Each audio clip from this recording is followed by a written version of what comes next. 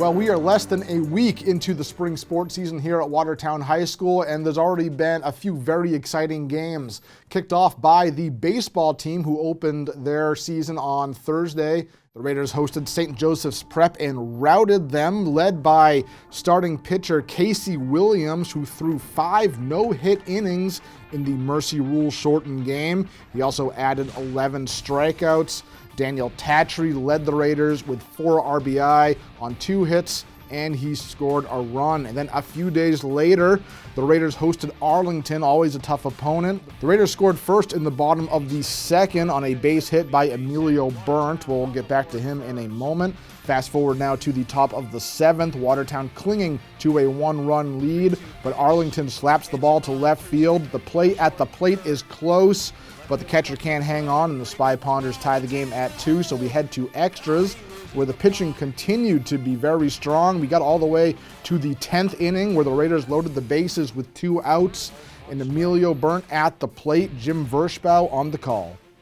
The right-hander winds and throws. Ball hit hard, up the middle, diving stop.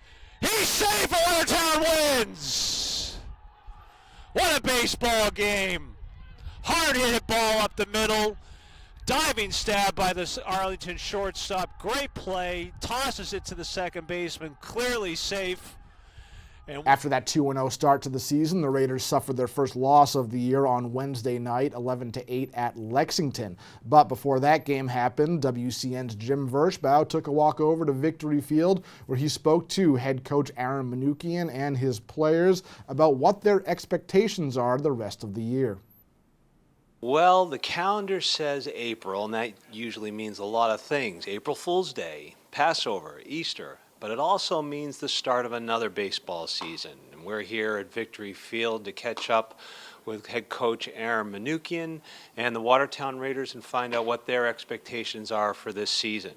And if their first league game the other night against Arlington is any indication, they're in for a whole lot of success. We are here with head coach Aaron Manukian. Talk a little bit about what your expectations are for this season. A game yesterday was kind of like a dogfight. We kind of blew the lead late and then just kept fighting all the way through. They had guys in scoring position multiple times, and we found ways to get out of the innings.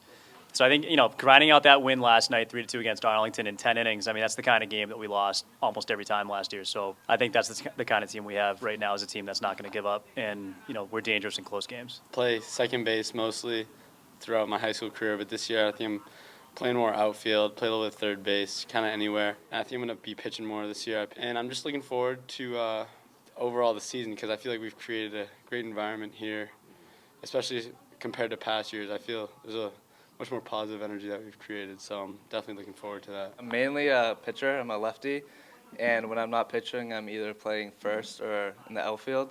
I got high expectations. I think we got a lot more depth this year.